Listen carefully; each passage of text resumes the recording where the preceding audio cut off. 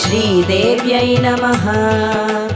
कदम्बवनचारिणीं मुनिकदम्बकादम्बिनीं नितम्बजितभूधरां सुरनितम्बिनी सेवितां नवाम्बुरुहलोचनाम् अभिनवाम्बुदश्यामलां त्रिलोचनां कुटुम्बिनीं त्रिपुरसुन्दरीमाश्रये।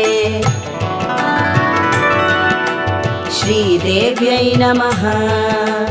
कदम्बवनवासिनीं कनकवल्लकीधारिणीं महार्हमणिहारिणीं मुखसमुल्लसद्वारुणीं दयाविभवकारिणीं